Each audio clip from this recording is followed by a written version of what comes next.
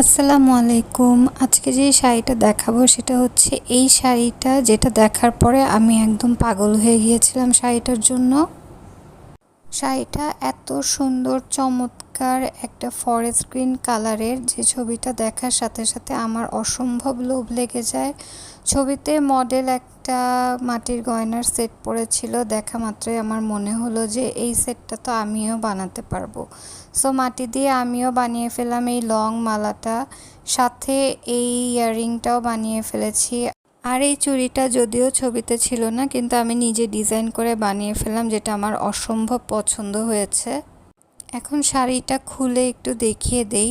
Normally যে pastel গ্রিনটা পাওয়া যায়, এটা কিন্তু সেই গ্রিনটা না, এটা খুব সুন্দর একটা ডার্ক ফরেস্ট গ্রিনের মধ্যে। আর আঁচলটা হবে এরকম গোল্ডেন জরি সুতা দিয়ে করা। এত সুন্দর একটা গ্রিনের সাথে পার্ট